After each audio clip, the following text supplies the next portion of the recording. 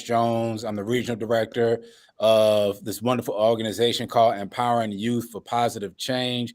I got my good people with me. I got Tawanda Darden, who is the CEO and owner of the organization, and our clinical director, Dr. Reginald Wells, here with us today. And we've got a very, very, very special guest.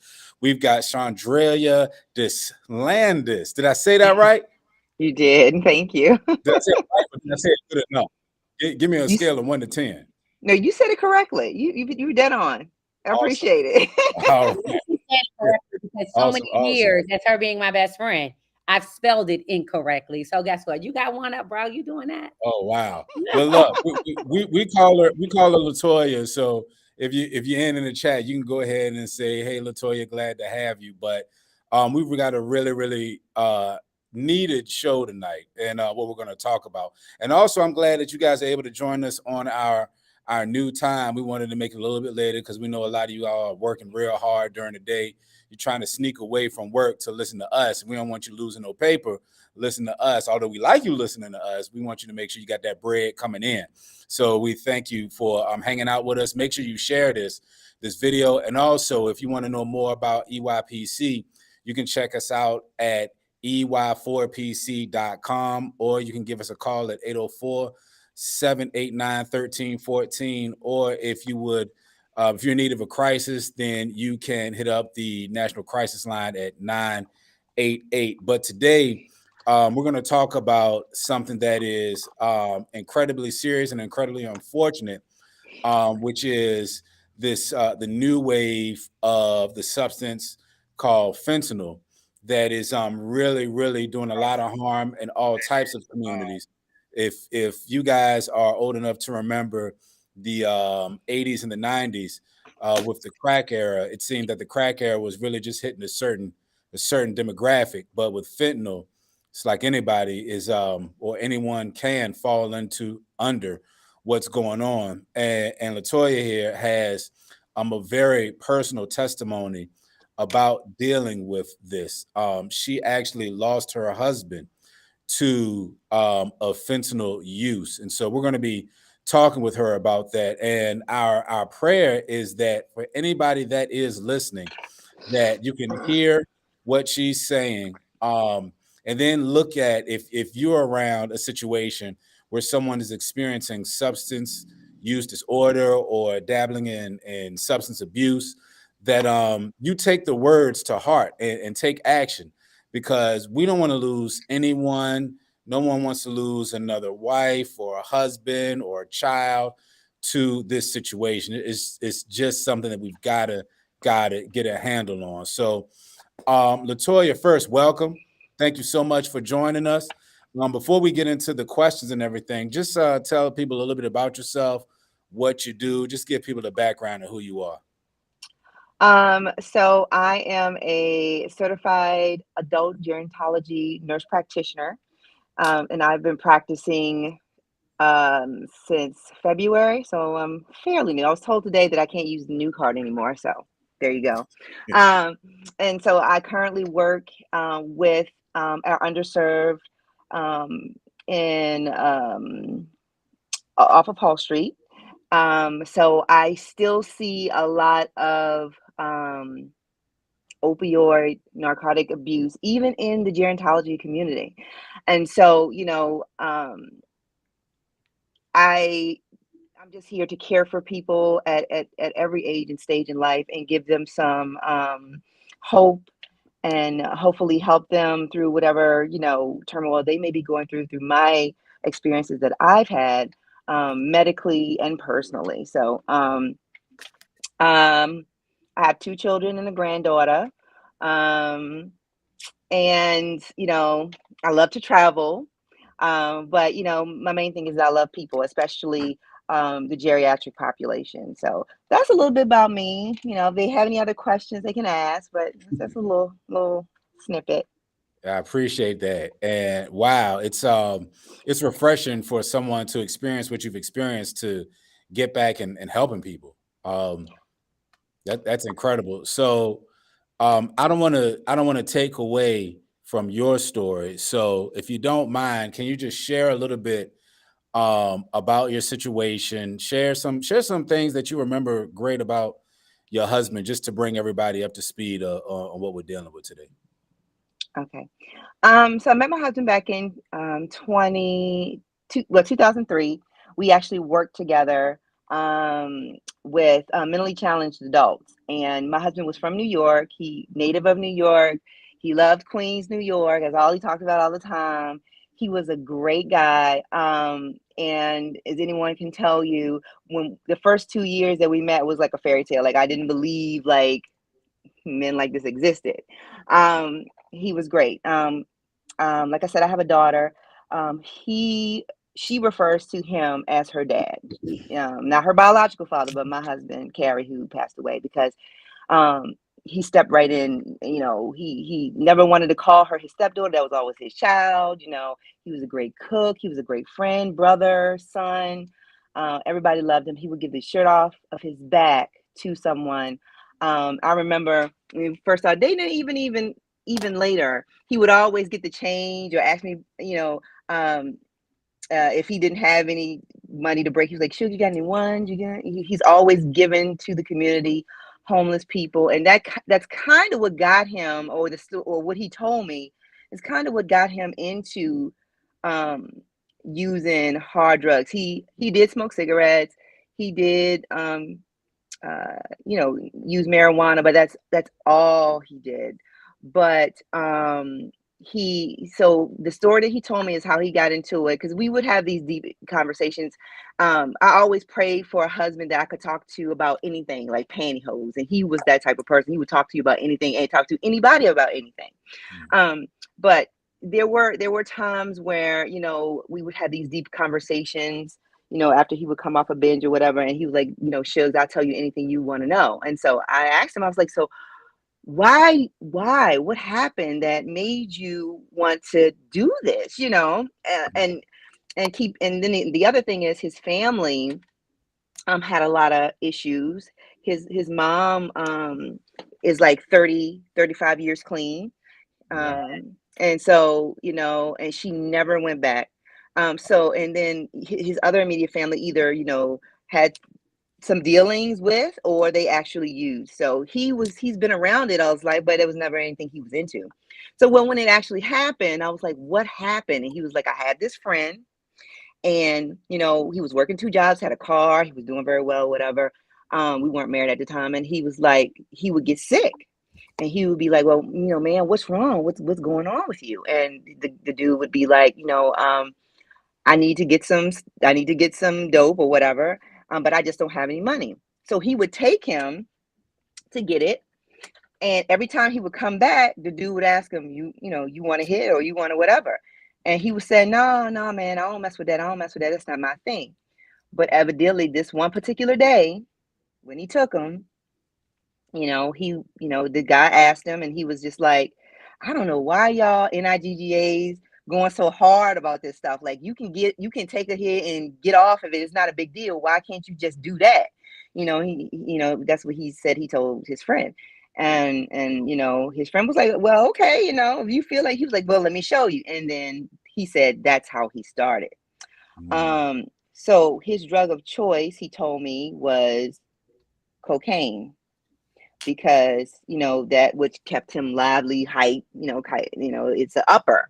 Right. And then he said he used to 8-ball, which is, I guess, a mix between heroin and cocaine, because he was trying to hide it from me. I've never been around stuff like that. I didn't know anything about it. Of course, I know what people look like when they, have marijuana or something just ain't right. They're drunk, so I know what that looked like, but I didn't know what the other thing looked like. So that's part of how he started with his whole journey with opioids and whatnot. How talk a little bit about being his wife during the journey. What were some of the ups and downs involved with that? And I'm asking just again for people who are listening, for clarity. Yeah. So after some years, and then being in school for nursing, I started to notice certain things, patterns. He would stay out all weekend. Nobody's heard from him. He would work a job. He's supposed to come home, bring a paycheck home, and you don't see him for 3 or 4 days. And then I would call him, never any response. And then you start to worry. Initially, you worrying because you're thinking, well, I didn't know what was going on at the time, and neither did his mom. And so we worried about where the heck is he at? So we got to a point where I think other family members started to know what was going on, and that's when we knew. So being his wife, it's trying. It's like, every other day I wanted a divorce. I wanted to leave. I got kids, with this man, and he's different. So in the beginning it was like running after him, trying to, me and his mom trying to get him to see reason. Like, I have been off of Hall Street, 32nd Street at 2:00 in the morning looking for my husband. Just me and his mom. I don't think I ever went by myself. No, I don't think I ever went by myself, but it was always somebody with me. He used to take my car. There were, I'm not as always, we don't always be this composed. We're in crisis. And so, I see him riding down the street. I'm looking for my car day because I got to go to work. You riding up and down the road with God knows who and what, doing whatever. It was very trying. I mean, I can say he's never stole anything from me. But he would go out in the street and do things because he would tell me after the fact. He was locked up. I made trips to New York, to Rikers Island. It was a lot. I stayed faithful because I have strong faith and values. But it was a lot of times where I didn't want to. I didn't want to be somebody's wife that was using drugs. I didn't want to do that. Like, that's not what I imagined or envisioned for myself, my kids, anything. And the other thing to the family is, like, you don't choose this lifestyle. They choose it for you. Right. And, you want to stay in help and you do what you can, but, don't be an enabler, because the more you enable, the more they want. I feel like, and my husband was a very smart man, so I don't want to get anything twisted. He was very intelligent. Most people are. A lot of people are. They're doctors and lawyers and all kinds of people out here with substance abuse problems. It's not just the poor and underserved. That's right. That get hooked on drugs. Right. People like you and me, we go have a knee surgery, get put on Percocet, and then you can't get off. Yeah. Right. Yeah. Or you have someone die in your family and it's traumatic to you. Your doctor puts you on Xanax, and now you can't live without it. It could happen to anyone. So people should not cast judgment on anyone with a substance abuse problem. Be there for them, do the best you can. Try not to enable. And initially, I was, because I didn't understand. And I thought, maybe if I do this, maybe if I do that, Lord, y'all, my phone died. Maybe if I do this, if I do that, it would help him in some way. But that wasn't the case. He's been to like 3 or 4 rehabs, religious ones, and then the public service, and he would do well for a long period of time, and then he would just not do so well. And it's just hard on families. It's hard on the kids. My kids watched it and kind of questioned what was going on. Yeah. Wow, that does sound tough. You said something about nobody really chooses this life, and I have a friend. Her father played ball at Virginia State. First move, and they put him on Percocet, and that led to about a 17-year addiction. He was a ball player. He was a ball player, but couldn't get off, and he's in recovery now. But took his family through a lot, from hurting himself, being a college athlete. Doing what he's supposed to do was very, very, very tough. Let me ask you this, and because you said something, a lot of people say they tend to look at substance use as primarily an accountability issue. And then there are some people that say, well, no, it's not necessarily an accountability issue, and substance use disorder and alcoholism are actually diseases. Mhm. What would be your thought on that? Well, I mean, it is classified as a disease or condition. Um, Mm-hmm. and I think that it is because it chemically changes your brain cells. It chemically Yeah. changes your body. Mhm. Just like diabetes, just like hypertension, and all the rest of them. Dementia, schizophrenia, it changes you. Yeah. Now, those things are within your DNA, of course, Mhm. Mhm. However, um, what I want to say, um, sorry, y'all, thank you. Um, those things are in your DNA. But addictive tendencies are also things that people can be born with as well. Right. Sometimes it's easy Right. for it's easier for others, but not so easy for other folks to get off of things. And that's because of, how we're made up. Um, so it is a condition, it is a disease. Nobody chooses it. It happens. Yeah. I feel like the person has to they have to want to be sober. Yeah. Um, my husband used to call it a demon. That's Yeah. what he used to call Yeah. it, a demon. And so you just like any demon, you got to stay prayed up.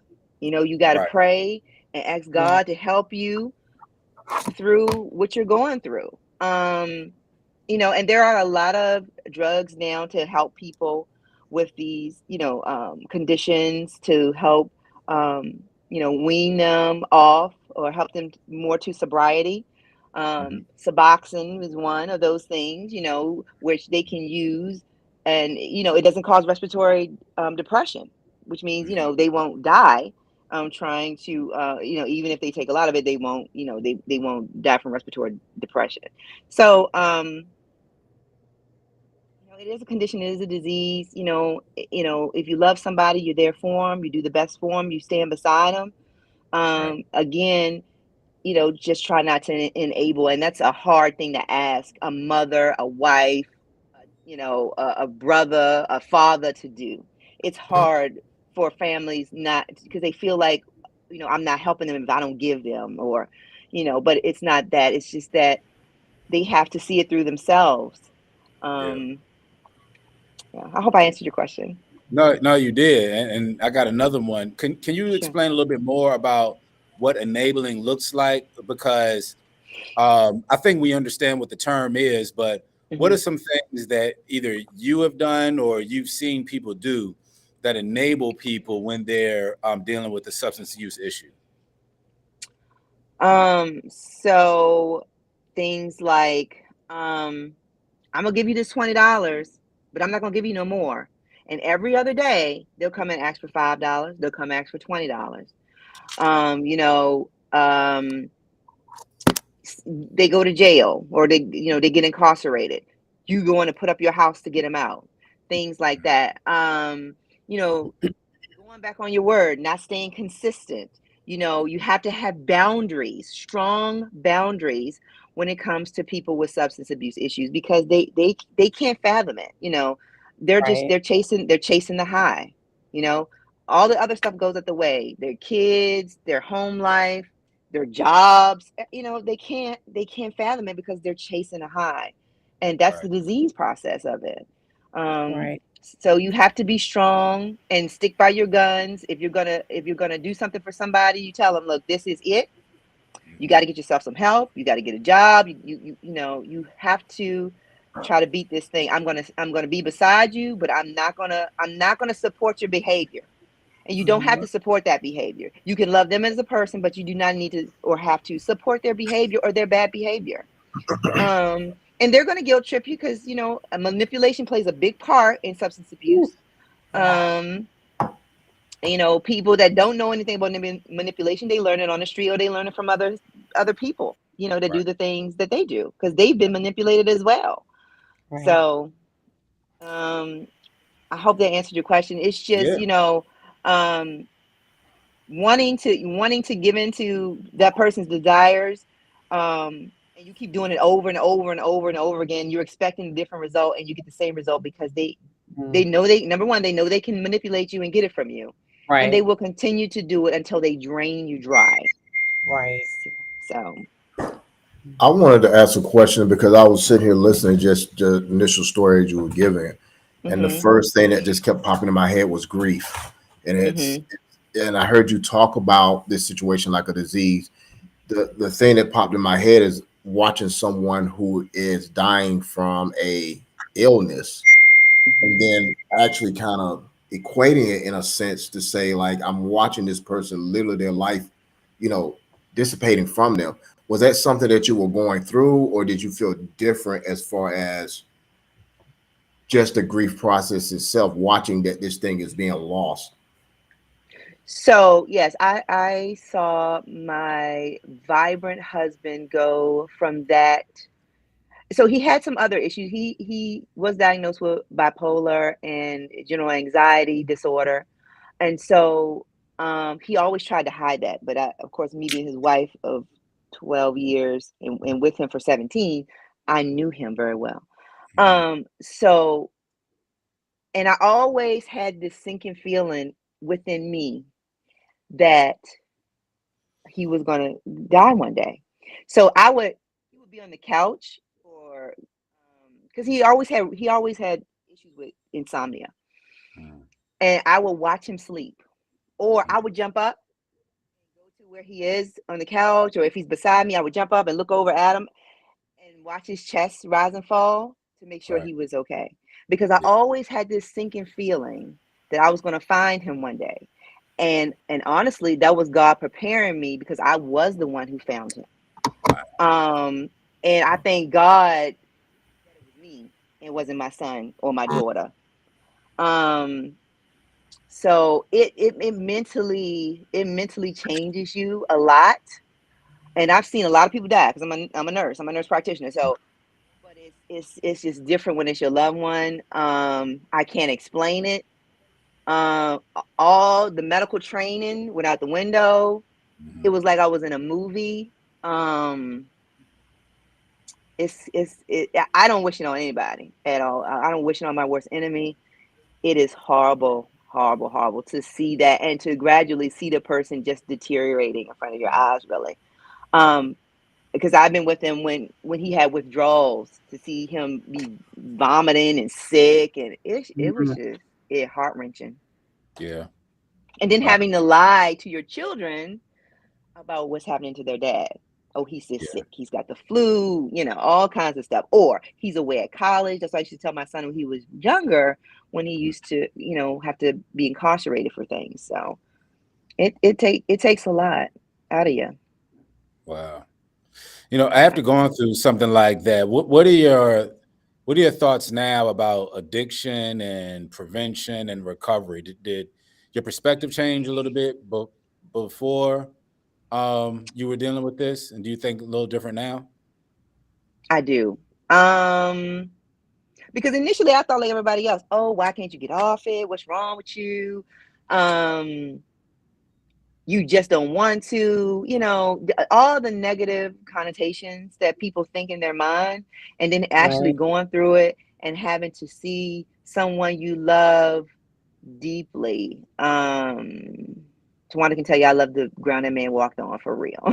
So um it was really hard. So now, even in my role that I'm in now, I deal with it every day. And even today, how angry patients get when you tell them, I'm so sorry, I can't prescribe that for you. Well, I've been on it for 40 years and blah, blah, blah, blah. I understand that, but I can refer you to pain management, um, so they can help you with your chronic conditions. And if they feel that this is something that you need, they will continue to prescribe it for you. And these are people, and I've seen people 80, 90 years old on cocaine, do the drug Yeah. test, boom. And so, people have been on it 30, 40, 50, 60 something. I mean, they've been on it for years. They don't know any other lifestyle. They're living on the street. Right. Um, and my heart goes out to them. Whereas before I was just like, Now my heart goes out to them because, they really didn't choose it. It's sad, and you want to get, anytime I could give people resources or try to help, I do. Mhm. You know, but yeah, my perspective has changed a lot from before going through this journey with my husband. Yeah. So Do you think there were enough resources around for your husband to get help? Yeah, talk about that a little bit. I don't think Virginia has enough resources, period. Yeah, I don't think the You know, United States has enough resources. It's yeah, just I would agree. that's true. His mom, so his mom and his stepdad, they're in recovery, or in, they have their sobriety, and so they used to work at a rehab as well, and so they know a lot about it. And from what my husband was saying, because at one time he was going to go back to New York because there are more resources there than here. But like you said, the whole United States, I mean, it's an epidemic. It's raging everywhere. It's in every community. It doesn't have a color or age or anything. So yeah, I just don't think we have enough resources, period. And then, it's just sad. I mean, it's just so sad. And working where I work now, my heart is just full, even more full, for people with um narcotic and opioid addictions, and also being homeless and having to deal with that too, and all the other stuff they got to deal with, and our country just not having enough resources for those families, because the children suffer just as well as the adults. Yeah. It's just so sad.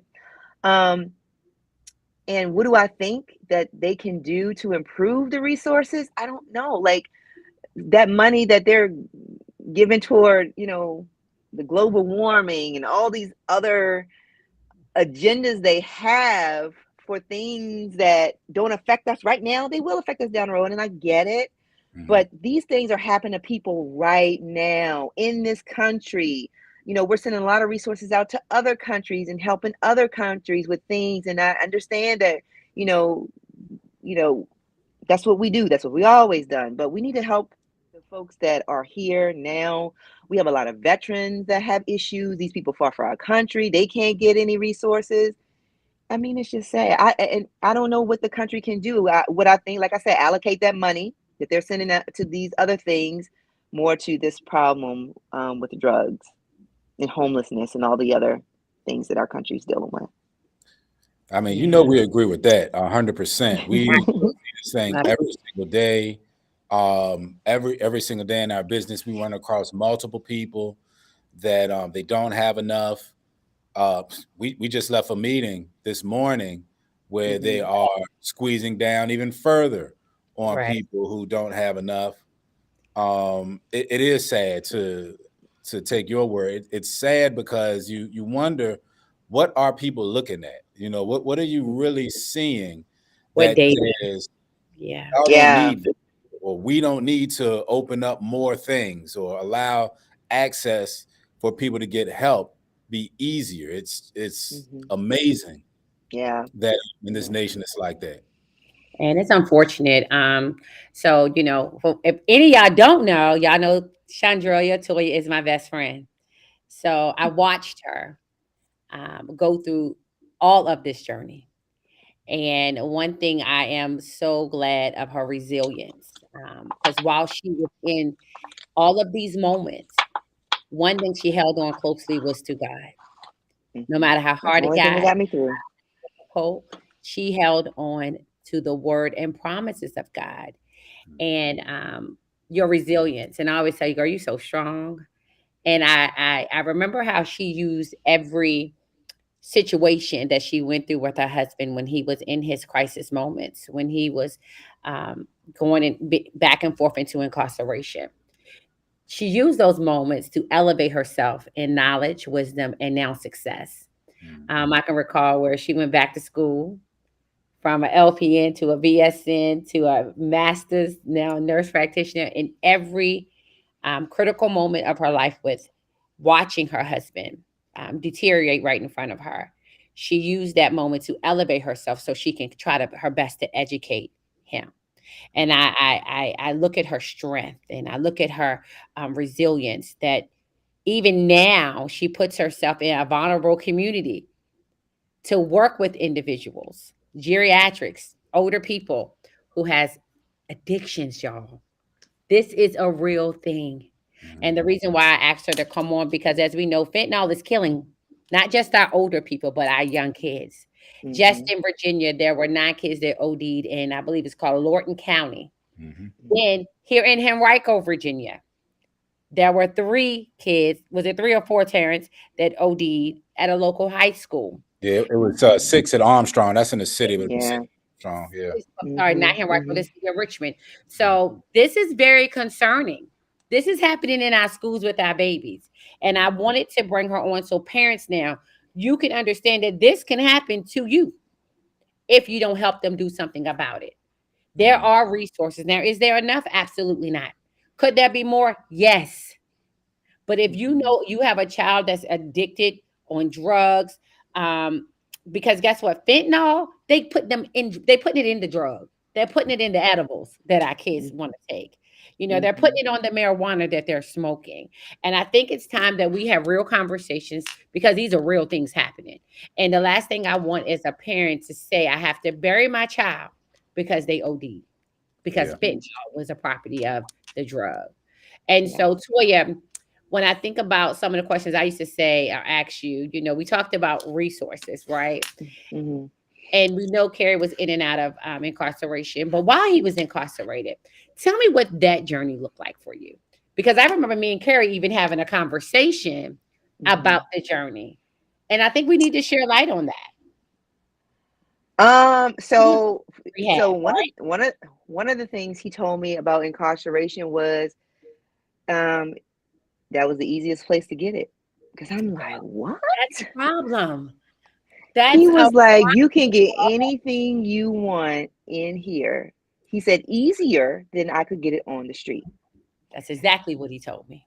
And I And was I'm like, mind blown. I'm blown away by that. But Mhm. I watched. I was looking at some training stuff and just researching stuff, and I watched a video where they literally, first of all, I was still shocked that they got the cell phone in there with ease, but they took a cell phone and recorded moving that drug from the front all the way to the back, and I was just like, "What is going on?" mhm, It's just amazing how they were doing it. mhm, Yeah, mhm, and we talk about they go to jail and they get rehab, right? That's one of the things they want to, mhm, rehab them while they're in there. So when they come back out to society, they can be more successful. And I remember me posing a question to Carrie and mhm, you, wait a mhm, minute, why is his urges still so high? And they rehabbed him. mhm. And he was in the rehab. He was in the I know he was. rehab. He went to the transition Um, and everything. I'm like, Toya. mhm, mhm, And I remember him telling me, y'all was driving down on Hall Street. mhm, He said it's so easy to get it in prison. I mhm, was like, Yeah. what? mhm, mhm. That's easier And Yeah. in prison. yeah, and it's actually and to some regard is maybe cheaper because they don't have a lot in there. They can get anything they want really, honestly, through that they the packs, I forgot what Right, they that they call them send now. them. Mhm. Yeah, they can select things and families can buy for them, or if they have money in the books, they can buy it and they trade things. Some people trade sex, some people trade different things. He said he's seen some stuff. You know what I'm saying? At one point in his life, before this was before um, the drugs and before we met, he told me that he had joined a gang before just for protection. But in that, Mhm. there's certain things you got to do, like when it comes to drugs, and stuff like that. So, yeah, yeah, it's crazy, and leadership in the jails administration, Oh yeah. Yeah. So rehab. Tell me what his rehab looked like. I'm just curious. Um, hmm So he while went we to know Ruben. rehab wasn't 100% successful, hmm but we know some parts of his rehab was successful because he didn't. He was able to still try to find a job. He was still able Yeah. to try to become a peer recovery specialist. He was still trying to have life. But I'm just hmm trying to figure out what part of the resources didn't work so we can make this and awareness in a courageous conversation, especially when I go to the opiate task force meeting. I can say, well, Mhm. you guys, what, I know I got data now to support this theory Mhm. that this component is not working, and this is why. So he went to Rubicon. He was at Good Samaritan, and he did some work with McShin. Mhm. McShin, I think with all of them, it gave him a sense of being because my husband was very likable. Um, he excelled in any type of work or task they gave him. He was about to be a Mhm. peer recovery coach for McShin when he passed, which is kind of crazy. Wow. I just ran across the certificates the other day, and I was torn between keeping them and letting them go. All the accolades and stuff they gave him. So in when he was incarcerated, um, he was in a program with Scarborough. I think her name is Scarborough. She was really instrumental in that. When he had Sarah got to Scarborough. Sarah, yes, yes. Mhm. I had a lot of talks with her, long talks. Yeah. He had a sense of belonging. When my husband felt like he could help somebody else, he was at Mhm. his best. Yeah. So whenever he did that, he always excelled. Of course, when he was incarcerated, he seemed fine. He seemed like he was doing well. But again, you can't really tell what he's doing, what he's not doing, because when it's visitation time, New York was the only time that I could actually touch him, have contact visits. But in Virginia, it's the window, and he just looks fine, and he's gonna look that way because he knows I'm coming, and so. But there were graduation ceremonies and everything, and he did well. And then I don't know if it was just events that happened in the home or things he was dealing with personally as a man. I know, like I said, he was from New York. He didn't have a lot of friends here. He just wanted a connection. He wanted to be connected to somebody, male. His father lived all the way in Florida. His stepdad was sick, and then he passed away. And so he was looking for a connection. Um, that Right. was one of the things. So what work, Twan, I really can't tell you. I could say that it seemed to work while he was there, Okay. but when he came home, this is what I really think.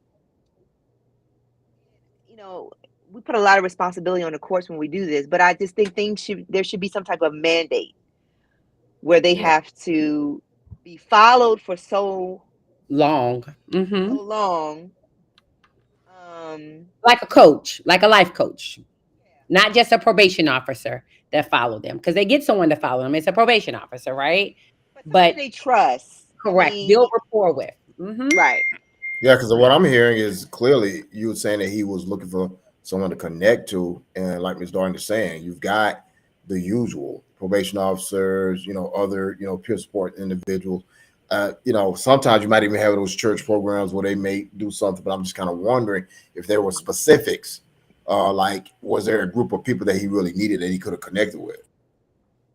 Right. Like as we say, the little kids, like the big brother, big sister program. Mhm. Sometimes my Mhm. men need big brothers. Sometimes my men need Yeah, someone to I motivate think. them, to hold their hand, and to challenge them when Mhm. life is lifing, right? Because we all know life is lifing for everybody, right? So I'm thinking Mhm. that, and I'm just thinking about how we can be now proactive before we have to be. Mhm. What are some things that could happen to help someone that really, really have an addiction? And to me, I always told you it's a sickness. It is. It That was really my is. It really yeah, is. Initially, I didn't feel that. I couldn't receive it initially, but right. now it is. It's a disease. I really do think, like, yeah, if he had like a big brother, a male, because I used to try to always push him into, why don't you go and sign up for a basketball team, league, something, where you could have, be around other successful black men. And that's another thing. That when you have in marital problems, you want to talk to somebody about me, you got that person, you know what I'm saying? Or, I think that would have been beneficial for him. I know there's sponsorships out there, and to come to think about it, I don't think he ever had that piece. That was not a thing that he had that I can remember. Um, Sarah, he had her number from when he, got out and stuff like that. He could call her, but she was female. And then, she is from the prison system or jail system. So, it was a little different. When he was at Right. Good Samaritan, he did connect a lot with the gentleman and the pastor there. I can remember going to the pastor's home for dinner with his family, and my husband really liked that. They kind of lost touch though, but the pastor did try to stay in contact with him. There was a Jehovah's Witness couple that used to come around a lot too, and talk with him. That's not my religion, but they were really nice people, and the husband connected with my husband. And so, they're people, I don't give a dag on what their religion is. They were good people, and he liked Right. talking to Right. them. And so we used to, have conversations and have them over sometimes. And that was a good connection for him.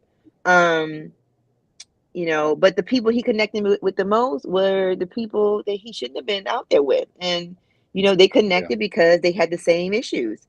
Um, Same Yeah. desires, but yeah. I feel like, even family members, after these things happened, I found out there were other family members that had same problems that he had. And, they hid it from me Mhm. because, Right. um, I'm gonna just I'm gonna do this. I'm gonna be like, what you doing? Let's get some help. Let's do this. Let's do that. And they don't want to hear that because they are ready when they're ready. That doesn't stop our the loved ones for constantly being in their ear, showing support. I got you. I'm here for you. I'm not going to accept this bad behavior. However, I'm going to help you any way positive I can, whatever that is, Yeah. whatever resources I can connect you with. I'm going to do that. Um, but yeah, mentorship is a good thing. Um, having them mentor other people too. I mean, because, having them talk about their issues. Some people don't think they need to or want to. I think when they open up about it and they kind of hear themselves and hear their own story, they're like, dang, like, Right. I really did some crazy stuff, and kind of reflect on it. That may be helpful. Um, I don't know. I know getting my husband, like he had a record before, and so it was really hard for him to get a job. But when he was working, he was at his best. He was at his prime. Yeah. Um, so, that helps, resources to help ex-felons, to get jobs, make it easier for them to get jobs. And I know they made mistakes, but I feel like after a certain amount of time, I mean, gosh, you got to pay this price for the rest of your life. Even if you did something you were 17 and you're still paying for when you're 35. I mean, come on, and you haven't committed any crimes since then. Like it's a little bit absurd, but I wanted to ask you that because our lawmakers tend to want to criminalize things like this. yes. Um, but what would you say to lawmakers? Like, what can lawmakers do to help those who are in this and those who are in recovery? Because if you're in recovery and you're on probation and you can't get a job, then you go to jail while you're in recovery, and then you go back in a place where there's a much higher access for substances Hmm. than it was here. And it seems like it's a system that's designed to get people who are failing to continue to fail. Recycling. It's like a hamster Yeah, wheel. right, They right. just keep running in the same circle. Correct. And then you can't get a job, but if you go down here to Riri them, they can hook you up with a job, doing this and that on the side, selling a little bit of Telling this, me. selling a little bit of that. And Mhm. then you Yeah, get sucked right back in. Oh, I'm gonna do a little, like Twan said, I'm gonna do a little weed and be all right. But then Mhm. that high is not yeah. good enough. And like my brother used to say this all the time about marijuana. He would say, and my husband, it's not a what do they call it, Wait, y'all? A gateway drug. It's not a right. gateway drug, Yeah, blah blah blah. It is because Mhm. yeah, it's about people, places, and things. What you Yep. surround yourself with. If you're surrounding Absolutely. yourself with that, and you're in that environment, things It's just a gateway. continue. Mhm. Just like my husband. Taking somebody, his friend, he thought he was helping, and you end up messed up yourself. Like, but what can yeah. lawmakers do? Terrence, that's a loaded question, hon. You know, I mean, insurance is one thing. You got to jump through hoops, number one, to try to even get things approved for people who have these issues. Right. And then again, we Because don't that's have a what's happening. Go Oh, go ahead. ahead. I'm sorry. No, go ahead, finish. Because that's what, I'm from the insurance standpoint, as a clinician, you only got a certain amount of time, Right. and you're already seeing and you understand the steps that need to be taken to help the client. But then the insurance says, here's this amount of time and you got to do it in this block. It's not possible to do it. And you're not just working with the client. I've heard your story, and I'm sitting there, with the clinician's hat and the minister's, coat and all this stuff. But as a clinician, I'm sitting here thinking and going, I'm not just helping her, I'm helping him, I'm helping the wife, the children, everybody else connected to him, because they need their help as well. Yeah. Especially when you go into those situations where daddy's in jail or daddy's at the hospital, you're going to get those calls. What do I do now? How am I supposed to support my husband, or how am I supposed to support my, my brother? How do you do that? So it's a hard situation. Yeah, it really is. But I mean, the lawmakers, a lot of them, they don't even come to the communities. They know nothing about it. They weren't raised in certain populations, so they have no idea. No. They do have an idea. Well, they have an idea because it affects their household. The difference is they got money to hide it, so they're not exposed. Absolutely. Because as you know, the governor just won in Virginia. He lost his son to narcotics. I think he overdosed. So now he really wants to get in front of it, right? But what I think what happened is that they make it so small for this percentage of people, or they get their children the help they need where they can afford to send them to these facilities that's causing $10,000 and $20,000 and taking them out of town, right?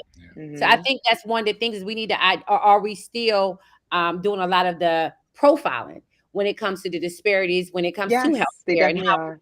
portion the money, because you give us a SRA that says they only got this block of units, but we know it takes more than this block of units for this person to really be back in whole health and not just a piece of health. And I think they just trying to put that piece of the puzzle, say, okay, yeah, we did something, but we're not doing it now. Yeah. I mean, this has been going on forever. Yeah, and going on forever.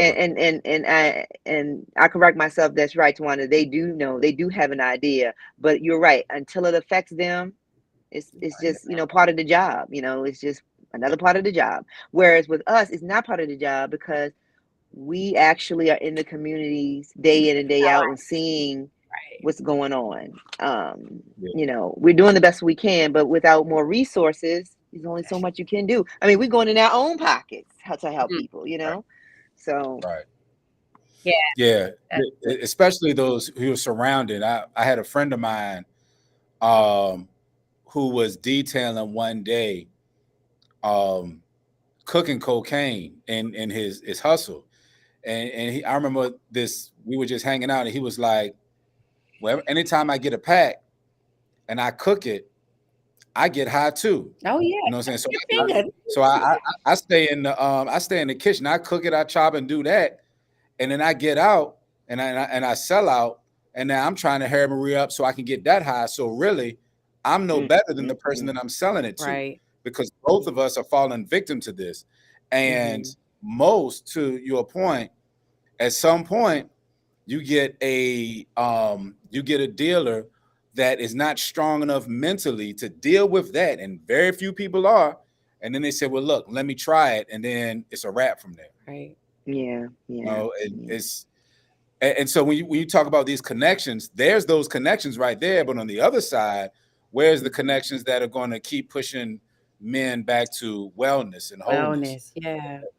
That's where the things fall off. And I think one thing that lawmakers need to look at, if I done the crime, how are you going to now help me put me back to being a whole person? Because as you see, I'm not well. I'm not in a place. And then I just don't know what to do. And so oftentimes what I see is they let all these men out. We just went through it in July last year. Let all these people out. And guess what? 80% of them are still. on the street. They're in survival mode. And Mhm. survival mode to them is if I got to sleep outside, buy a trash can, or on the street, guess what? I may steal something to try to sell something so I can get high, so I can go to sleep. Yeah. That's Or so I survival can mode. escape. Yeah, Yeah, so I can escapism. be numb. So when Mhm. we Yep. talk about what resources, we just got to be a better job. It's easy for us to violate. It's easy for them to lock them up, but it's not easy enough for us to help police them back to wellness. I think we just got to Right. change the narrative of how do we help them long term? Because guess what? We need our Black men. We need them to Yes. live, Mhm. to Absolutely. raise these these young boys. They need a father figure, Mhm. and no one ever should have to just to bury someone from the fentanyl crisis. Because we as a community needs to figure how do we do better? How do we show awareness? And guess what? I'm glad you asked. Now we need to show up. Now you need to be Yeah. voting. Now you need to write to your legislator. Guess what? Why they say, "Oh, Mhm. your voice don't matter." It don't. No, it does matter. It It does. Definitely does. matter. And I'm not talking for a presidential race. I'm talking about to save lives. It does Yeah, matter. absolutely. It does matter. Mhm. Get to your local police department, raise some awareness of what's going on in your community. Talk about it. Mhm. Let's help our men. Let's hold their hand. Let's just get them through these hard moments because the reality is all of us got an addiction of some sort. I tell you, my guilty Yeah. pleasure is what, Toya? What I love to do. We love to travel and we love to shop. That's mine too. That's our guilty Yeah. pleasure. Right? But you know what? Clean my I closet. want to I just cleaned my closet out over the weekend and I got an issue. Listen. let's make sure we do this. And I get what we're saying, but guilty pleasure and addiction are a little different. It is a little You different. can walk away. No, some Your people guilty can't. pleasure is not going to put you in a health concern. No, but yes, An addiction is something where you get into a disease mode. So true. a guilty pleasure is, I like doing this, but I also have the physiological state to control it. An addiction is, I don't have the physiological state to control my action, Right. and I need the help. And I say that because I really don't want to, not saying that, because I get what you're saying. But Yeah. for those who are dealing with it, I don't want to minimize Right. what they're going through and put it on the same plane as someone who has a guilty pleasure like me of, listening to music all day long, Right. or Mhm. doing something that I can't control. Because you're right, this is extremely serious, Mhm. and it's changing the demographics of an entire generation Oh yeah. of people. Because it's activities that- now. Yeah, it's all over the place. Troy, let me ask you this: Mhm. are there any misconceptions that you want to speak on about drug use that are just real popular? Anything that you want to say? You know what, society says this, but this is what it really is. So like I said before, a lot of people think it's the poor, underserved, Black, and it could be anyone of any age group, Yeah. race, even people, that, sit in our pulpits, and things like that. People hide things and they hide them very well. This could happen to anyone. Don't cast judgment on somebody because they have an issue, because that person was a totally different person before drugs. Right. And you should always think that could be me. It can happen. Like we said before, your friend father, had a surgery, went on, opioids or narcotics for, the pain, and then you can't get off. Kids, taking Adderall, because they have attention deficit issues, and then they get to school and they got this major test and they popping Adderalls like crazy. And the next thing then they can't get the Adderalls, then they go on to, meth. It's, same thing. Like, don't cast judgment on people no matter what, because it could be anybody. It could be anyone. So, just be kind. Be kind to people. I'm not saying enable them, but be kind to people and what's going on with them. So I love that. I really love that because you're, Yeah. but before, we work in this, mhm. but a lot of people, they cast Ooh, judgment so quick. on a lot of people in situations like this. And I used to work at a company. It wasn't a community mental health company. It was a finance company. And there were individuals, high earners. I mean, high earners. They would buy, you know, a quarter key and lock themselves in a hotel room a whole all weekend. And all weekend. And then Monday be back on the job. And you wouldn't even know unless you were involved in getting them that quarter key. wow. And it's like, We call them weekenders. Yeah. Weekenders, right? But the brother who is, you know, is making a pipe out of a beer can, you cast judgment on that guy. Oh yeah. But the guy that got enough money to buy a quarter key and snort all weekend, he's okay. And you know, we got to stop that. Oh yeah. But it goes back to the money. It goes back to that. Everything goes back to what can it's I an pay illusion. and what can I pay to get out of. So I have a question for you, and I think it's so important. While we do indulge in shopping, y'all, we do. That's our guilty pleasure. So, but again, shopping can allude to a very strong addiction if people are taking their money for their rent, their car payment, whatever, and they are using it to buy things that they know they can't afford, and then they're out on the shoplifters. I remember it was Dr. Wills probably can talk about this. We had a individual that we knew that was very wealthy, and she had an addiction to shopping, not because she couldn't afford it, not because she didn't afford it, but because she had. I want to know if I can get caught. You'd be amazed. Oh yeah, the physiological thing. The drug ain't it. It's the physiological thing. Can I handle it? Can I have it? But that was her.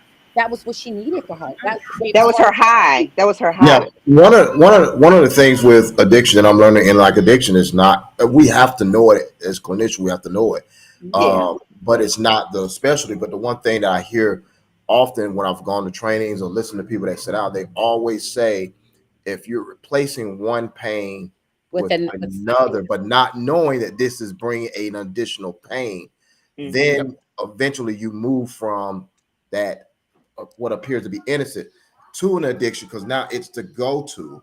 And as Terrence was saying, you have these categories of this is affecting you from a physiological standpoint, it's the body. Now you're dealing with the psychological standpoint. And for all of us that know, you know, dealing with ministry, it hits you spiritually where you have not shut that part down. So now just from, like you're saying, from shopping to cell phones, let's talk about kids with social media. We're dealing with that. And sometimes removing that and you don't have the opportunity. Now you get that physical side. Well, now I'm hurting. Now you're dealing with someone with drugs. It's an instant thing of the physiological, the psychological. So it's, as you know, everyone is really telling the truth, and it's just bringing it to that midpoint of how do we replace whatever that pain is, and making sure that this isn't just becoming a new pain, a new burden. Like the old school back in the day used to say, you know, I got a new bag now. This is my new bag.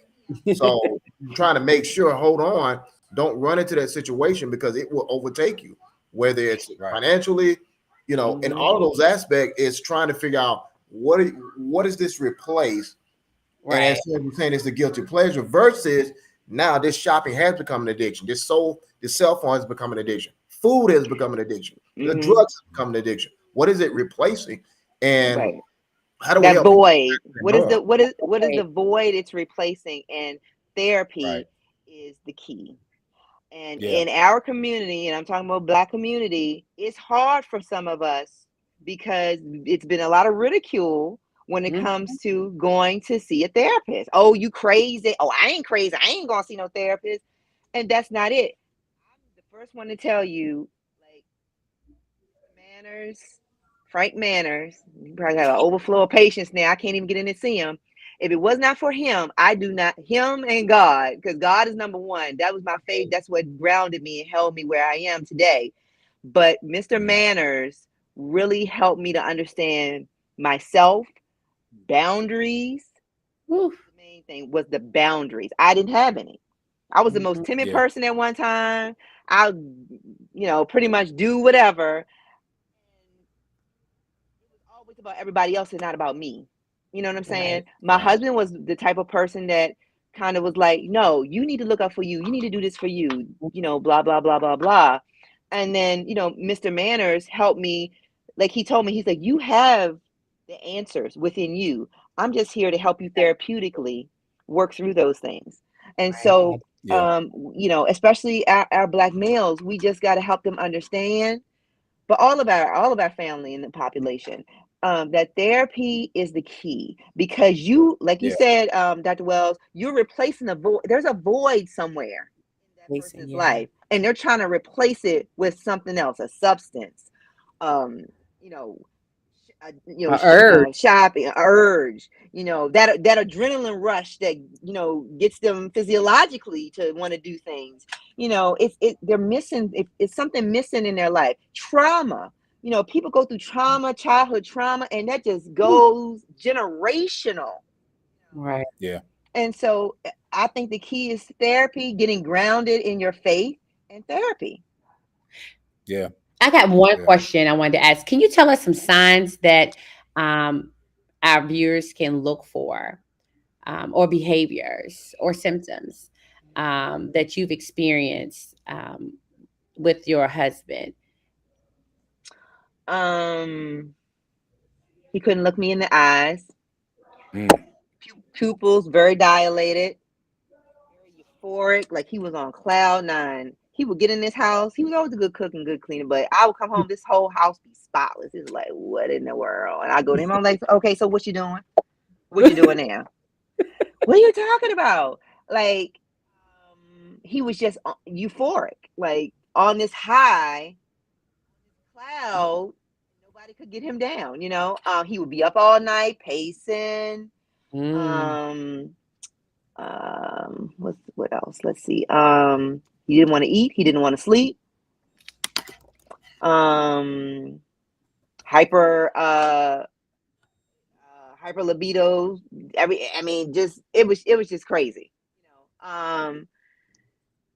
Those things. He would go, like I said in the beginning, he'd go away for the whole weekend. He's out there running the street. His thing was, he did not want me to see him like that. That's what he used to tell me all the time. I don't want you to see me like that.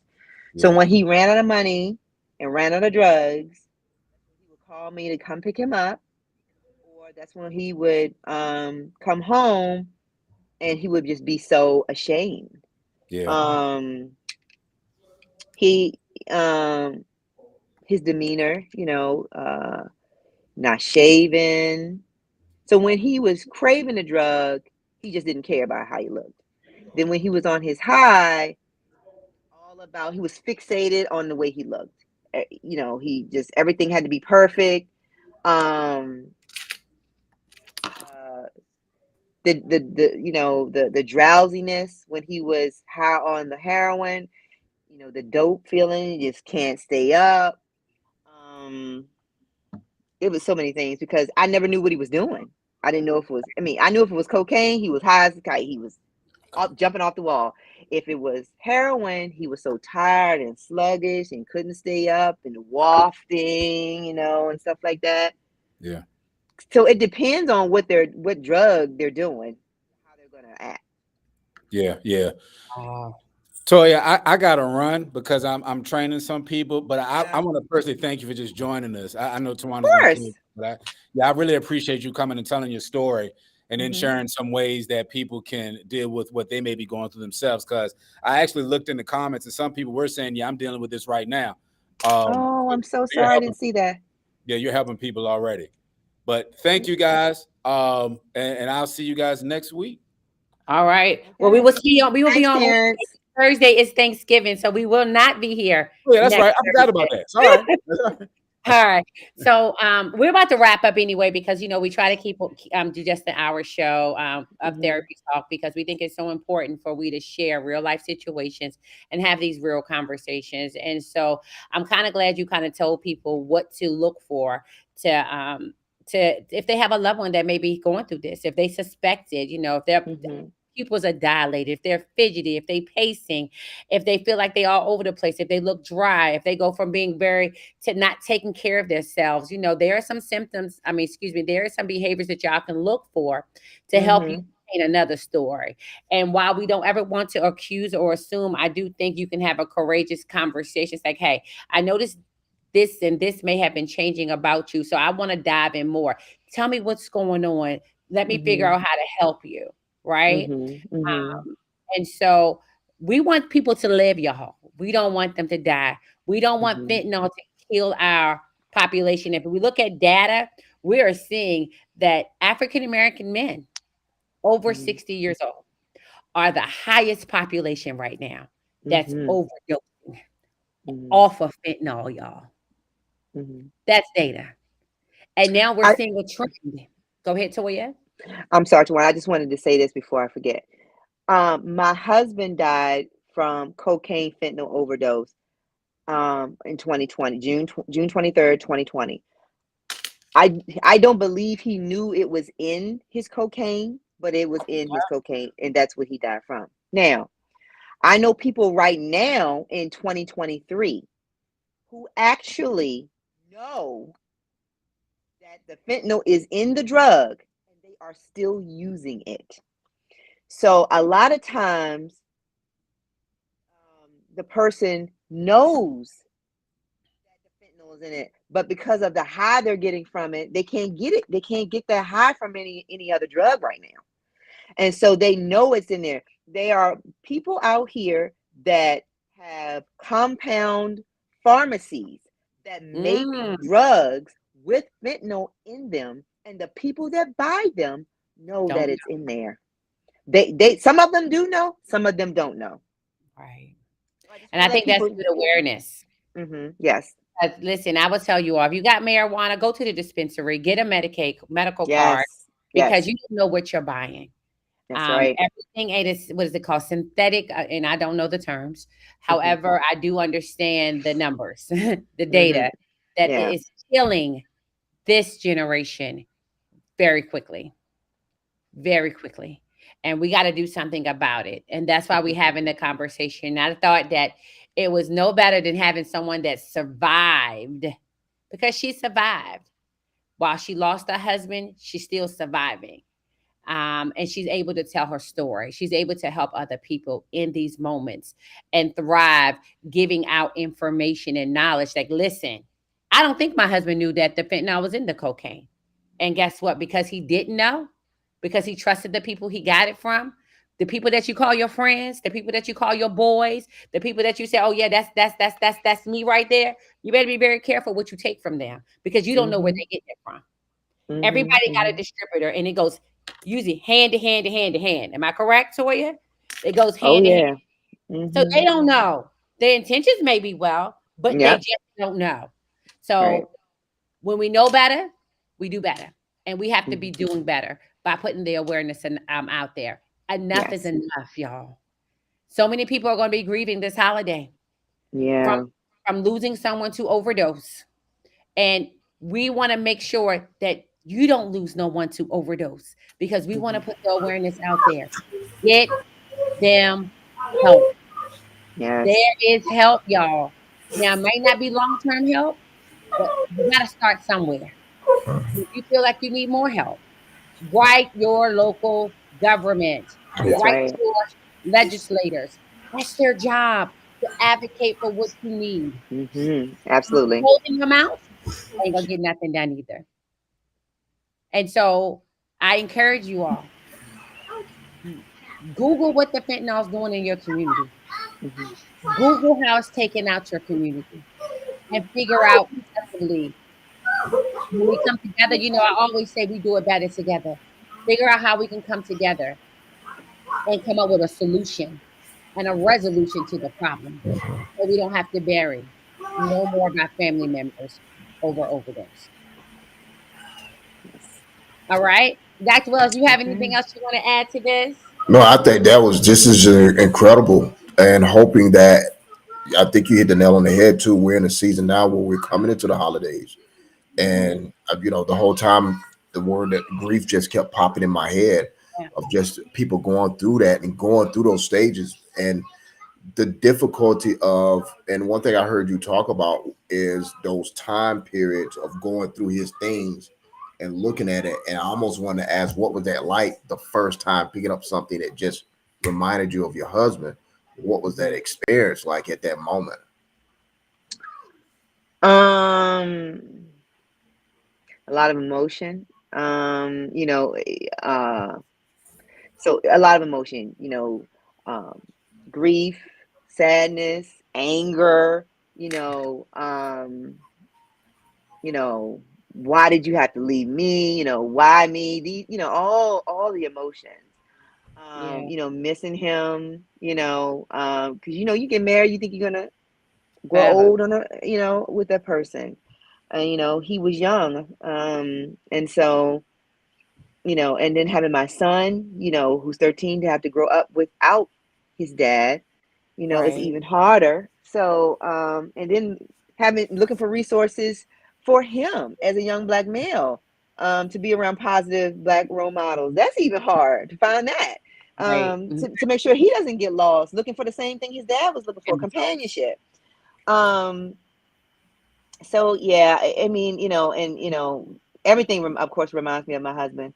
But I just hold strong to my faith that God needed him more than me. And my, he was only here. God only let me borrow him for a short amount of time, and I appreciate every year he gave to me.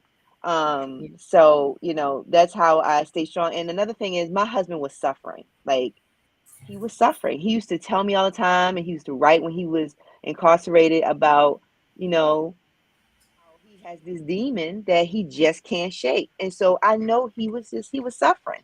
He also had like the other mental health issues, that he was hiding, and I'm sure he had some things that he was dealing with that he never really shared with me, because some things men just don't share.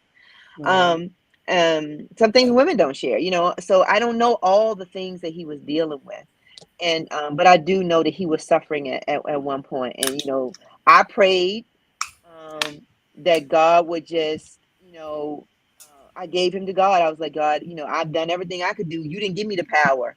It's all Right. on you. And so whatever you think On is you. best, I trust that. Right. And and I'm gonna tell you this last story because it may help somebody. So, 4 months before my husband passed away, I had put him out. He was at his mom's house, and I was done. I was on the way to lawyers. I had the money. I was like, yeah, this is it. Oh yeah.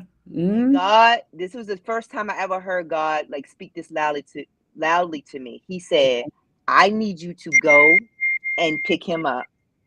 And I'm thinking to myself, like, yeah, I ain't doing that. I'm done. And he I said, know the company. I need you to go and get your husband, and I need you to bring him home, and I need you to do it right now. And I'm thinking to myself, well, I'm not doing nothing with him. I'm not going to do my wife. I'm not doing none of that. And God said, yes, you will. You will do everything you are supposed to do, As because a wife. yes, because that is your husband. And at the time, I didn't know he wasn't going to be with me 4 months later.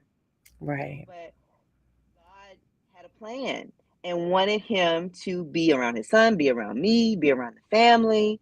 Um, and so I just tell people to be obedient, you know, stay prayed up, listen to God, get in your Bible. Right. He will Right. protect you.